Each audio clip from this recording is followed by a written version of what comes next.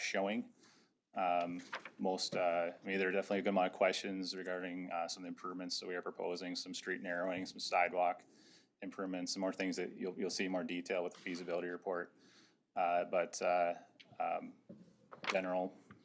It generally seemed to be pretty positive, and Matt was there with me and along with Bruce, and fielded a few questions, but seemed like a pretty good turnout overall.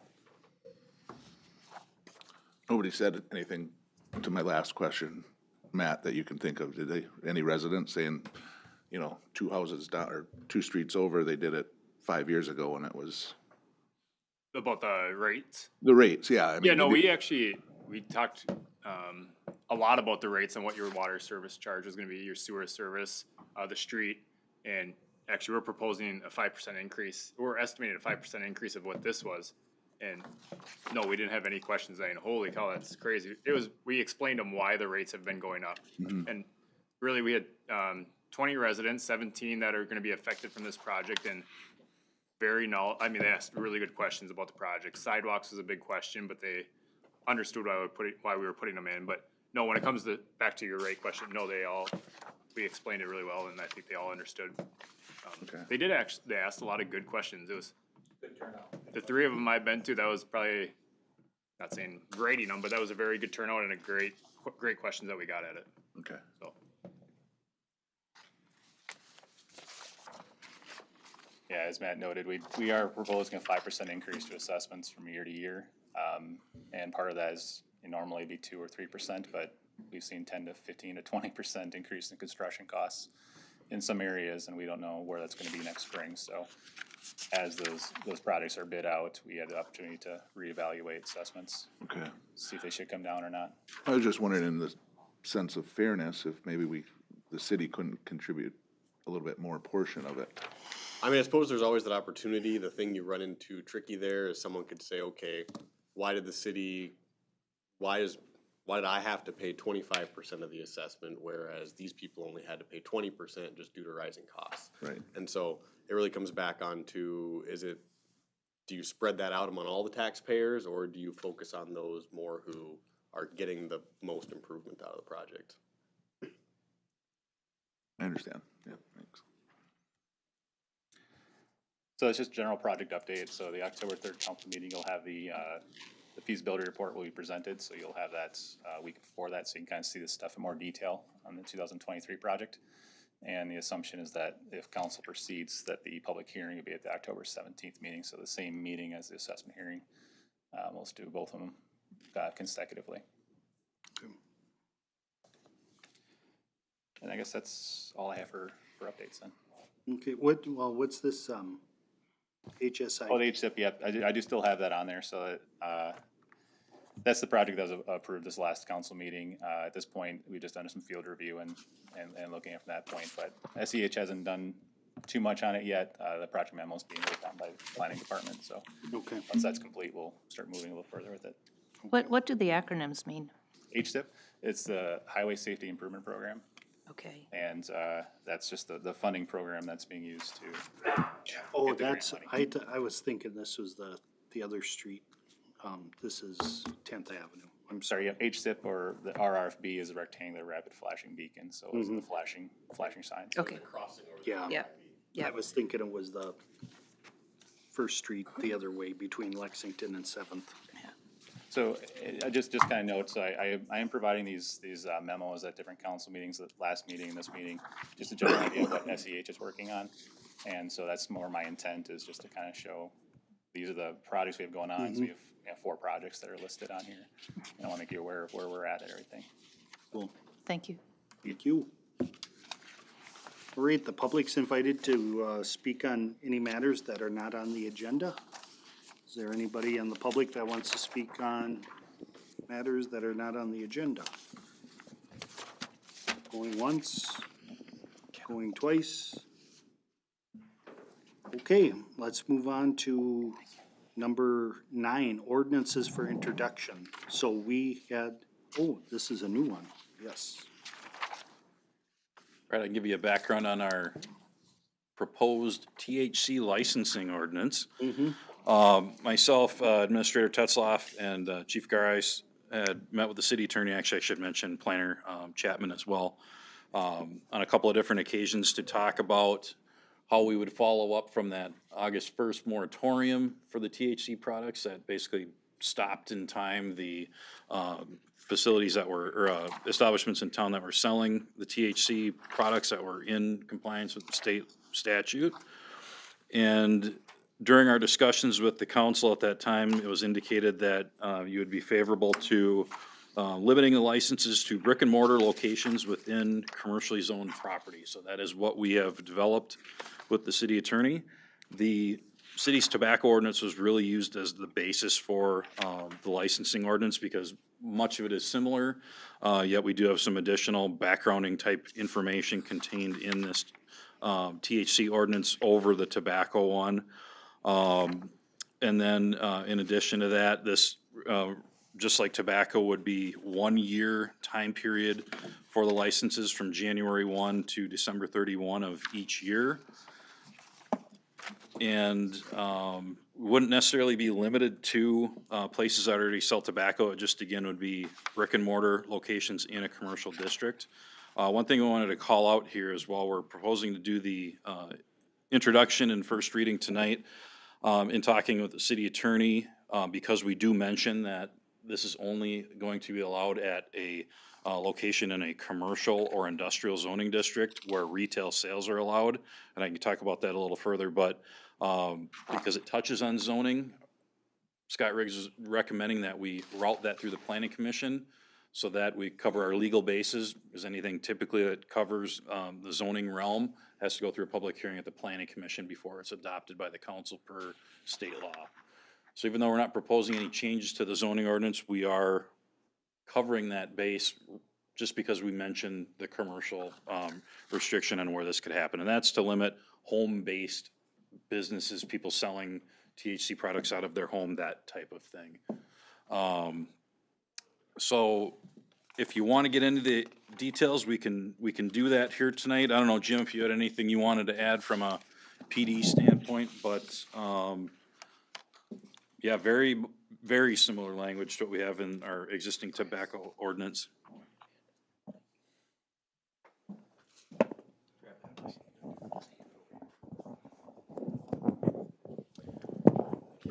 No, I would just echo what Ken said. I thought the ordinance was put together well by our city attorney and read very well. Very similar to our tobacco, but hit all the issues and concerns that we had about THC. So I think it looks like a very good document at this time. And does this include THC beverages? This would include all THC products that meet the current state statute, and obviously that could change, you know, with next year's legislative session. So we could be revisiting this within a year, but. I didn't see any fees. Yeah. We do not have any fees proposed at this point. I think our tobacco fee at this point is $200 a year. And I think the thing we had talked about internally was there's a little more investigation that goes into this than a typical tobacco. More similar to liquor than that. So I don't know if we would want an investigation fee. We hadn't really talked too much about that yet, but we just need to cover our costs. We don't want to have, you know, anything over and above that, which is any fee that we have in our fee schedule. We just want to cover our costs and make it, you know, reasonably attainable, I guess, as it would be for tobacco and liquor as well. So, But that's a big range between, what's our liquor, 2,200? 2,700. 2,700 and 200, so there's a, I think it would be much closer to tobacco, just as what we had talked internally. Yeah. The investigation fee would probably be the one that we really need to talk about further. so I would imagine you'd be bringing a recommendation. Yeah, before it comes back for a final reading, we would have that information. I had Planner Chapman check in with some cities that do have the THC ordinances in place. I think Gold Valley was one of the first ones in the state. Their fees are significantly higher than ours, so not a great example. I think there's upwards of $500 for their THC license that they put into effect. So we'll just have to talk about what would cover our time and background checking or investigation to cover that. well, the cheaper it is, then the more licenses you're gonna have. So I guess my feeling is to somewhat control it and not just be a free-for-all. That, you know, maybe it's $1,000, you know, somewhere in between that 200 and that 2,700. Which is probably where it'll end up, yeah, we hadn't talked any further about the investigation. And we just have to make sure, I mean, the state requires that cities aren't making money off of this. And so any fee we charge, we have to be able to justify. Or if we're charging $1,000 a year, what work are we putting into it if someone challenges us that it's costing the city $1,000 to do that, so. Well, I know now that I'll have, whatever it comes out, if it's closer to the tobacco one, and by law, we can't make money on it. Why is the liquor license 2,700 when they usually do one compliance check a year? Or maybe two, I don't know how many you do, Jim, but probably one. And this would be very similar to that. Well, I know one thing we talked about is tobacco is probably too low. So we really need to look at raising that.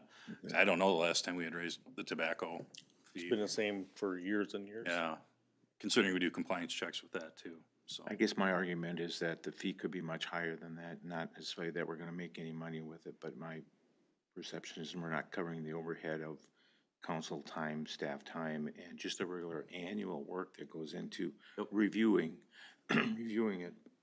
And you also have taken into account that occasionally when somebody isn't in compliance, suddenly your work is gonna be way above the standard, and so you're trying to balance those out. So that your occasional not above the standard is also getting covered a little bit. And I know when we talked with the city attorney, I just brought up that with THC, I envision there is gonna be much more investigation with it. Could even be some testing costs at one point, that if we believe there's a violation and we are gonna pursue criminal charges for it, even if it's a misdemeanor on a state statute, to prove our case, we would have to get that tested. And maybe that's because they were selling and it wasn't properly labeled by a manufacturer. I mean, if they ended up making it the night before in their kitchen and it's not labeled, well, we have to prove what's in it then if we're gonna charge them with a violation. So there could be some costs there. And not that everybody's gonna violate it, but that was just something I brought up, that this is a little more involved than simple tobacco, because generally you can look at a tobacco product and say, yeah, this is packaged as tobacco, it is tobacco. So that's just something that we talked about, and that we wanted to talk more at department head level anyways, before we came forward with a cost that we would propose. The actual testing of the product itself, do we know, is the state's probably gonna be doing compliance testing, I'm assuming, for that?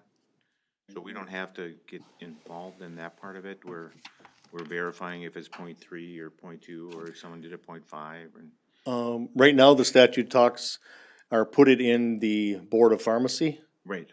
and they do not have any agents to do enforcement. So I don't know that they will be testing at all. So then it would fall upon the cities to do that Yep. testing if we would choose to do that. Yep. And that would be a major expense Yep. if we would choose to do it, but. Would that be something that a drug task force could provide? I think they'd have to be a certified lab for it to be in court, to be. It would, I don't necessarily think the drug task force is focusing on that. Okay, They're looking at felony violations of manufacture and distributing of those chemicals that raise that level. THC probably isn't part of that right now, especially with the movement of decriminalizing marijuana. It'd be difficult for them to look into it. Oftentimes, an investigation might start with some marijuana, but it usually leads to other illegal drugs with that then. okay, all righty, thank you. Appreciate you guys getting it to us promptly, so it's Yes. timely and we can get the moratorium lifted. Yeah. in a timely manner. Unfortunately, we have to run it through planning commission, which will not happen until the end of October. But, that will be in front of you, should be the first meeting in November that we have that back in front of you for a second reading. Okay. It's still more guidance than what the state gave us. Yeah, they pushed it so fast, they forgot about taxes. I can't believe that. But I'm saying, That would have raised awareness. yeah, that definitely it would have. So does somebody want to offer the first reading? I will. Okay. So moved. So, Sean made the motion to offer the first reading of ordinance number 331 and Rick made the second. Any other discussion? Hearing none, all in favor say aye. Aye. Opposed, motion carries. Okay, thank you. Wait, just real quickly, so it won't be on the September 28th planning meeting, is that? It will not, because we were not able to get the minimum 10-day notice Oh, that. prior to the planning commission meeting, correct? I did see that in there, okay, thank you. Okay, the next item is the second reading of ordinance number 328. Yeah, so I don't have anything new to note on this one, just the companion zoning ordinance amendment to allow two planning commission, or council members on the planning commission when we are short applicants. Okay, does somebody want to offer that ordinance? So Rick made the motion for the second reading of ordinance number 328. Is there a second? I'll second it. Any other discussion? Hearing none, all in favor say aye. Aye. Opposed, motion carries. All right, the next item is the second reading of ordinance number 329. Talking about waterworks and amending the section about sewers. Yes, we had no changes to the language from the first reading at the September 6th council meeting. So if you have any questions for myself or Bruce, we could take those from you tonight. Any questions? Otherwise, I'd take a motion to approve the second reading of ordinance 329. So moved. Second. Maggie made the motion, Sean seconded it. Any other discussion? Hearing none, all in favor say aye. Aye. Aye. Opposed, motion carries. Now we're up to C, the second reading of ordinance number 330, granting CenterPoint Energy a franchise. Yes, as you may recall, at the previous meeting, the council voted unanimously by those present to approve the first reading. So nothing has changed since that point. Of note, assuming council votes to approve the second reading tonight, it'll be sent to CenterPoint, and they have 60 days, I guess, then to respond to the grant of franchise, so. Okay. Any questions on that? Otherwise, I'd take a motion to approve ordinance number 330. I'll make a motion to approve ordinance, the second reading of the ordinance, right? 330? Correct, I'm sorry. That's okay. Okay, and I'll make a second on that. And any other discussion? Hearing none, all in favor say aye. Aye. Opposed, motion carries. Okay, now we're up to resolution number, or the resolution about adopting the preliminary tax levy. Yes, so just quick background. As you may remember, we had our first meeting on August 29th, at which point staff brought forward a levy increase of about $72,000 or 1.56%. We had some discussion during that meeting that police vehicles should be paid by the levy, not ARPA funds, due to their almost annual occurrence. So that increased our levy to just over $129,000 over 2022, or about 2.78%. At the second meeting on September 12th, we shared a draft and also had a discussion on staff shared with council a perceived need for potentially additional officers. And then after some discussion, the council asked staff to bring back a preliminary not to exceed levy of $4,894,107, or an increase of $233,229, which is 5% over the previous, over 2022. As a reminder, this is not a final approval of the levy, but a preliminary that we are not able to exceed then after September 30th. My hope is that we can refine that and obviously get it below 5%, but that 5% is more there as a precautionary in case we run into something that was unforeseen in the next couple months. Any questions for Josh? So now, And I should note, Robin did pass Pass out out. a new resolution. There is one sentence added on to that first paragraph that reads, "The levy amount includes all necessary debt service payments and any other bond payments have sufficient funds to cover debt requirements." This is just because Scott County requires a statement that all debt service is either being levied for or has sufficient funds to be able to pay off your debt service for the year. okay. I'll offer resolution number 22-09-18, or 19-02, adopting the preliminary tax levy. Second. Should that say preliminary? In here, it just says property tax levy for taxes payable in 2023. Yes, it probably should. Yeah. Okay. And Rick made a second. Is there any other questions? Hearing none, all in favor say aye. Aye. Opposed, motion carries. Thank you. We will get that added in for your Yeah. signature copy. Okay. The next item is the review and approval of the Emerald Ash Borer Management Plan for grant.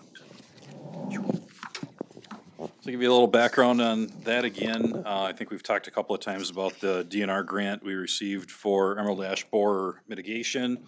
That grant included 75 new trees, planting supplies for those trees, water tank, auger for planting trees, constructing a gravel bed, completing a public tree inventory, and finally, but actually is the first item we're gonna be completing here tonight, hopefully, is the emerald ash borer management plan.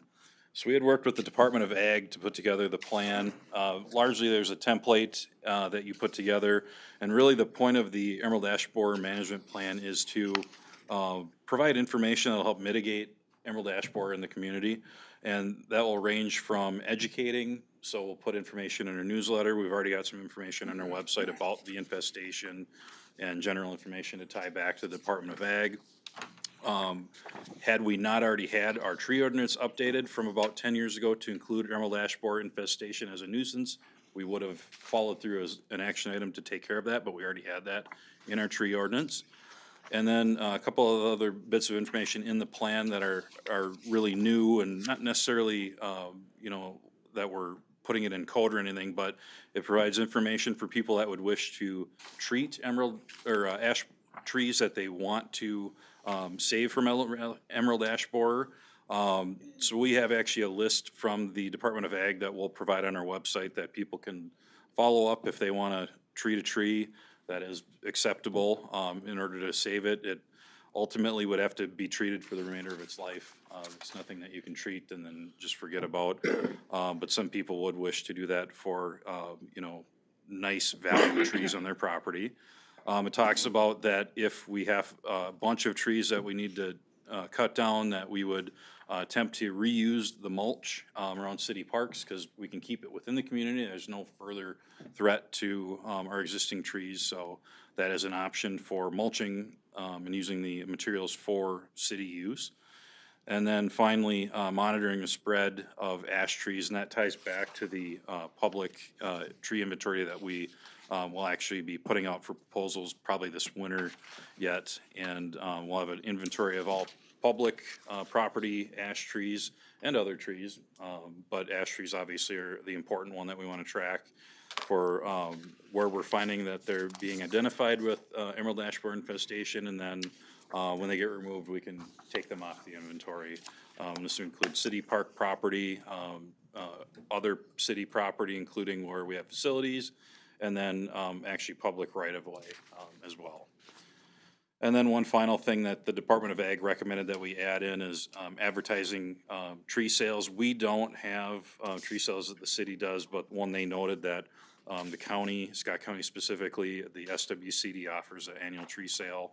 And I think what we'll end up doing is working with them on a more appropriate city-type tree bundle, because there's 25 tree bundles probably not appropriate for a third acre city lot. So we'll be talking with them to see if there's some type of smaller plan we can get put together for people that want to replace ash trees and or get ahead of the curve if they have one that hasn't become infected yet. So really, it's just an outline that we can follow and people can read about that. We are taking efforts to lessen the mitigation. We know we can't stop it, we cannot prevent it from spreading, but lessen that impact to our budget, and it actually helps for future grant applications as well. So we're just in the beginning stages, obviously, with our grant money, but this plan was actually part of the in-kind match that we provided for the grant. So myself and Planner Chapman, and then review by Matt Rinda and Jim Caligari and Parks put this together. So I want to thank all of them for their help in putting that together as well. Okay. Got a few questions, if I could. Mm-hmm. I like the plan, I think it's great. On the first page, I'll just go through, I have 4 or 5 questions. Constructing a gravel bed, I'm just surprised by that. We don't have a gravel bed like the AMPI property we could use for that. So this is actually a kind of a raised bed that we will take our bare root trees that we buy through the grant, and it just makes it easier to put them in there till they're ready to plant for our sites. We're gonna try to do 25 trees a year for each of the, well, actually we'll probably do over the next 2 years. Putting them in the ground, you mean? What's that? Are you putting them in the ground, you mean? Yeah, they'll eventually go in their formal locations. This is like a temporary holding place for them. Made of gravel? The gravel bed, yep. Oh, okay. I assumed you were looking for a staging area where you Nope. had them, okay, Not at all. Actually, that'll be very likely up by our tree farm, which is at Siding Hill Skate Park. okay. No, the gravel allows for you to still grow them and maintain them, but then allows for easier removal without having to dig them up and pick all the dirt out. Page 4, we talk about number 2, removal of infested trees. The nuisance ordinance requires the removal of public, and so we're kind of enforcing it through our nuisance ordinance. Correct. I think to be proactive about communicating this, because I don't think people understand that the city would be able to require them through our ordinances to take down a tree. Right. And bear the cost of doing it. So Yep. I think that's a very big issue, and I would appreciate us communicating that right from the get-go, if we're gonna be doing that kind of thing. Yep, and we've had that in our code for, I think, about 10 years. I think it was 2011 that actually got put into place when Scott County had efforts countywide to get everybody on board with that. And we just haven't had it, obviously, until December of 2021 when we discovered it. So, yeah, we'll want to communicate that quite Strongly. often, probably maybe a monthly type thing in our newsletter that people can, if we see it, we're gonna call that out and. And it really, I think it'd be very helpful for staff to be really ahead of that. Yep. Get out there ahead of time, so the staff isn't bearing the burden or the anger or emotion, let's say, of that.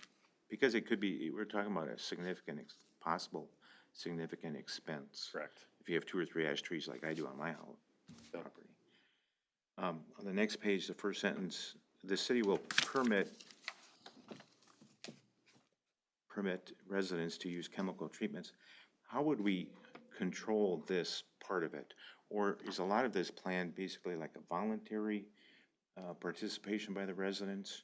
It's completely voluntary if they want to treat their trees. I how would don't we- know if permit is maybe not the right word for that. I'm wondering if a resident decided to do it like I have done it already, we don't have this plan in force or out there, how would the city be involved in my personal decision to treat it and who I use and what I use to do it with? Yeah, this is more going to be communicated with the tree companies so that we'll have to basically communicate with them that when you've treated a tree, we'd like to know that so we can put it on our inventory and tie that back to that tree has been treated by this company in this state.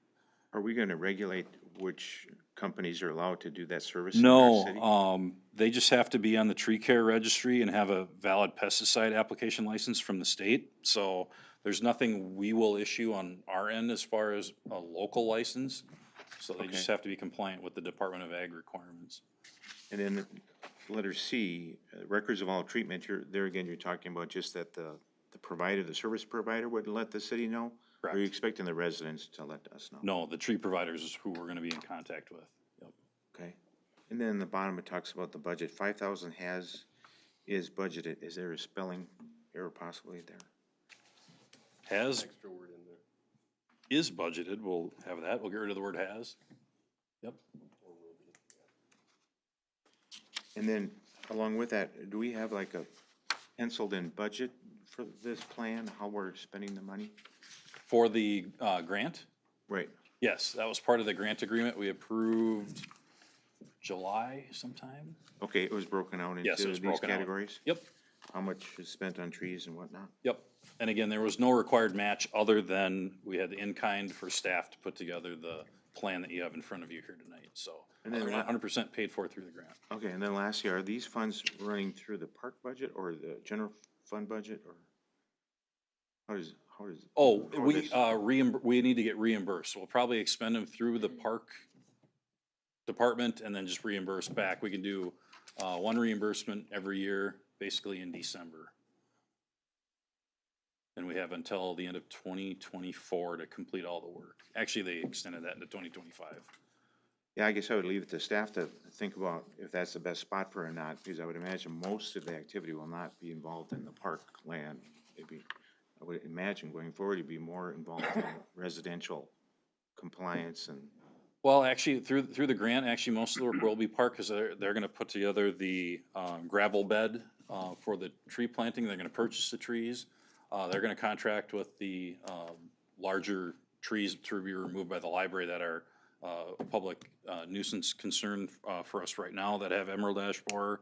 And then, actually, the tree inventory as well will probably come right through there, so pretty much everything related to the grant is gonna be Okay. running directly related to park property. that makes It sense. will morph into probably more City. other public facilities at some point, but this. Yeah, I would imagine there'd be more ash trees in the public or the residential domain than the. Yeah, park. and we'll probably be amending the plan at that point, and they have more guidance, for us at that point.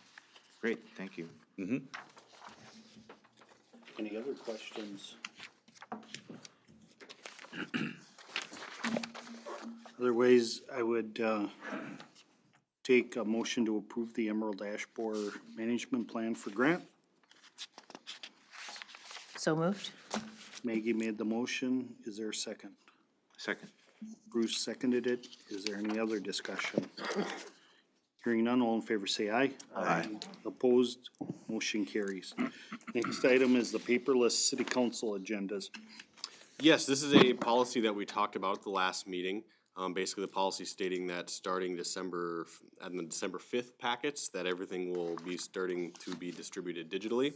One of the questions that came up at the last meeting regarded having to save any notes on there. I did speak with Scott Riggs, and he did state that it was his belief under current state statute that anything would need to be saved. So thinking about how that would work, knowing that you should all have access now to a council share folder, I asked CTS to put a folder inside of that for each of you that would only have access to you personally and myself. So basically, if you make any notes on your council packet, you can just save it in there.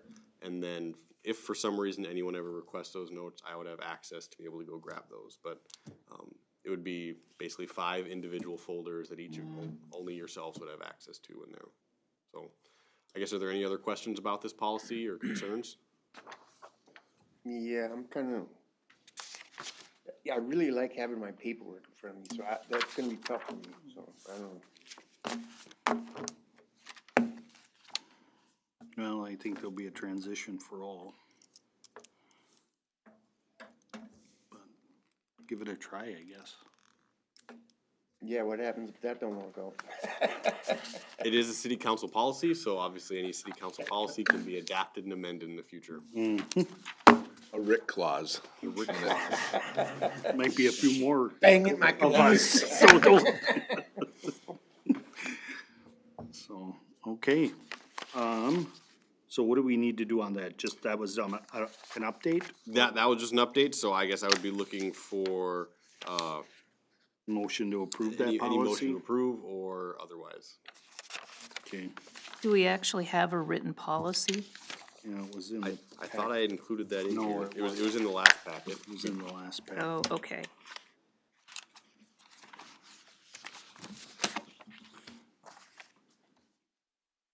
I'll make a motion that we approve the paperless council packet Okay, policy. I'll second that. Is there any other discussion? Hearing none, all in favor say aye. Aye. Aye. Aye.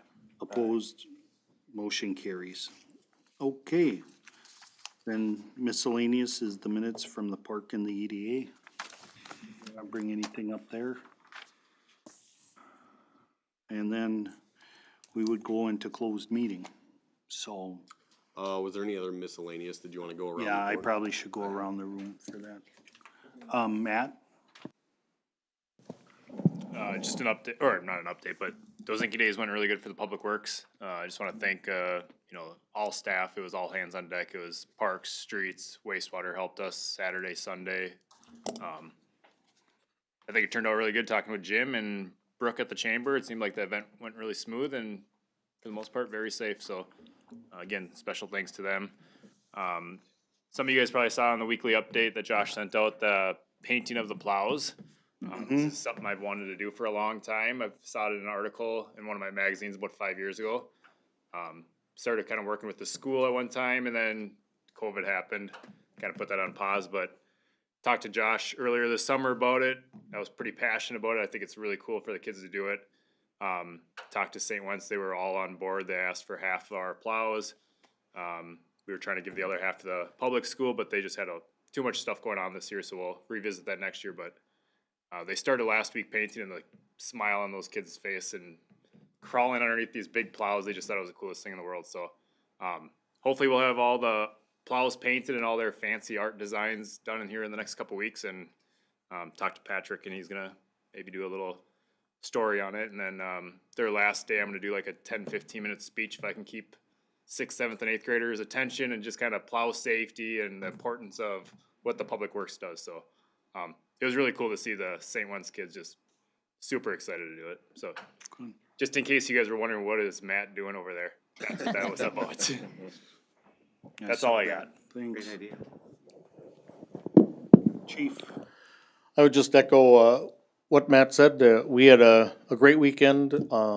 Numbers were just slightly down by like 14 calls. But citations and arrests were down. We had a great crowd both Friday night and Saturday. So yeah, great weekend, good celebration. I think everybody enjoyed themselves.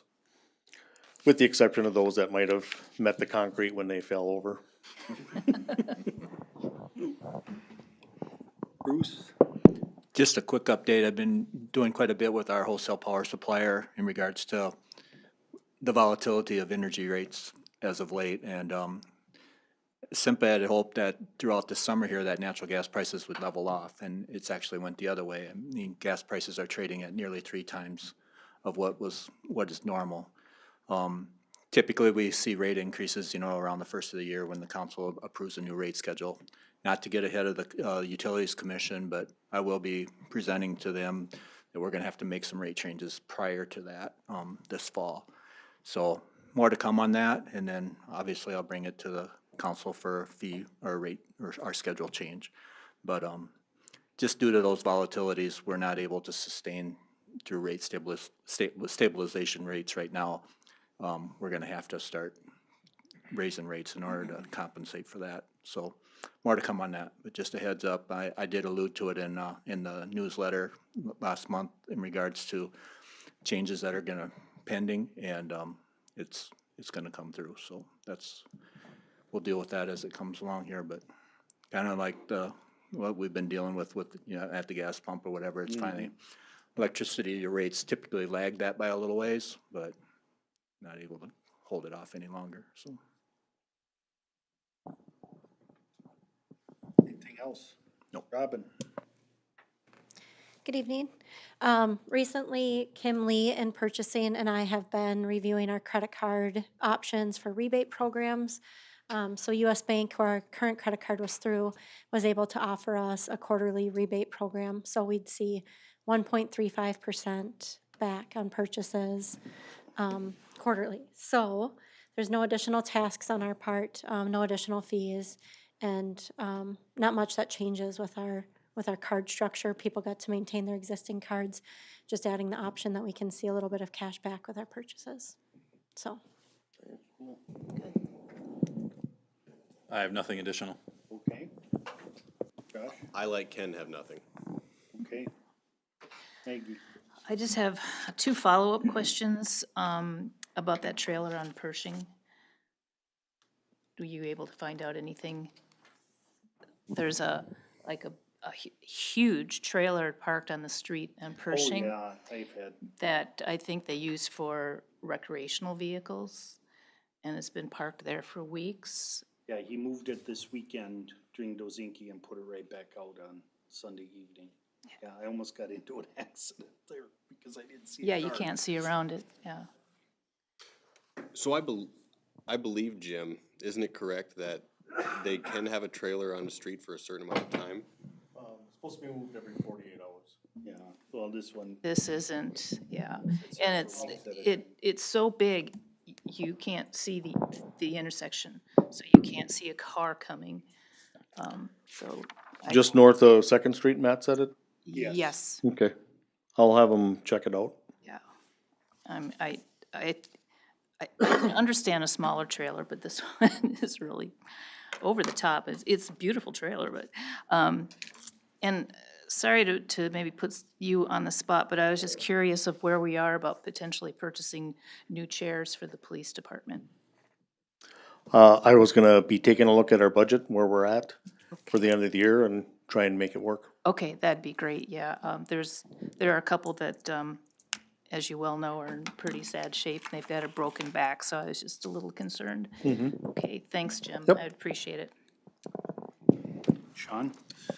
Yeah, I just had I don't even know if it's really questions, but more of something to get on the radar, and they were asking for a little feedback with the, and wanted me to make a comment about one of the items as well, and has to do with the new Prague Orioles. And obviously now as 3-2 is going away and they're able to sell strong beer, they just wanted to know what the options were that we might have to discuss as far as them not having to pay,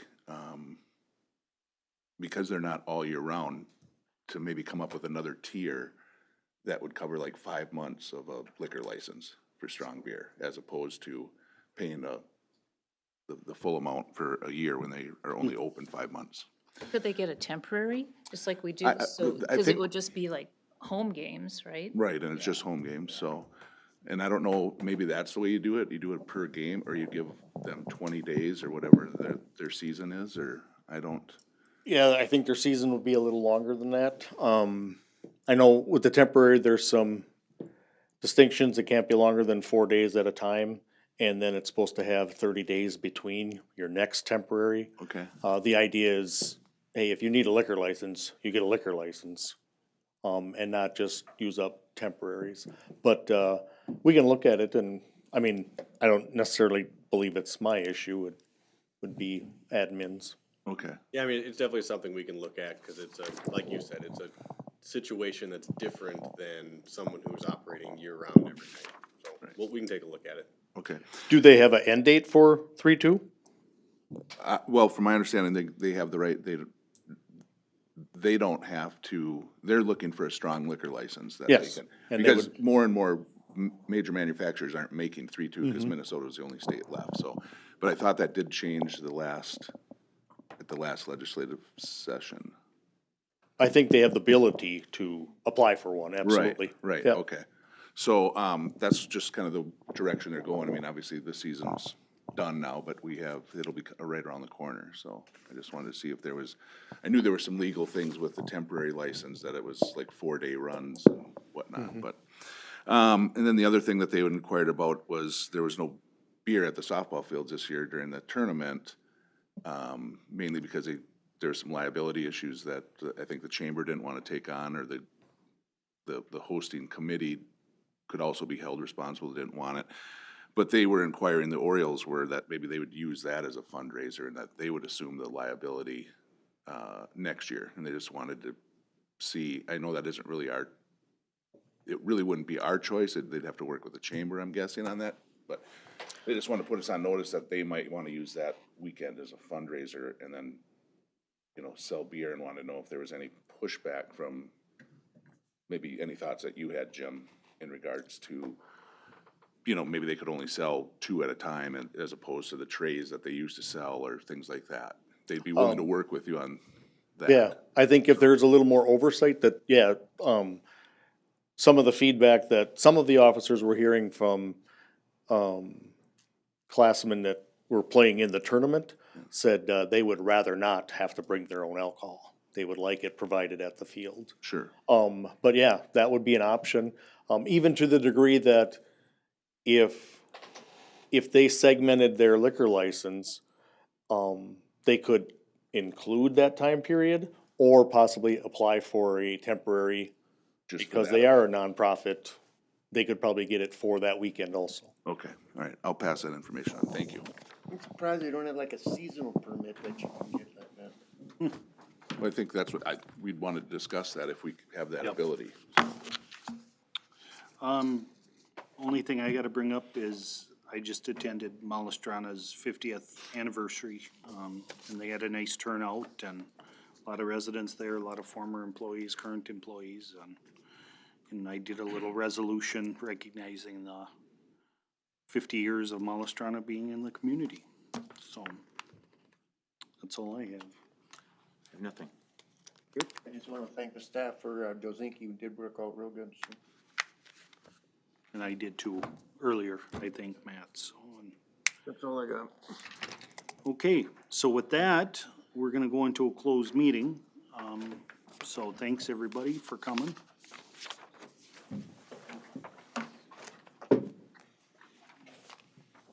Does that mean I gotta leave? No.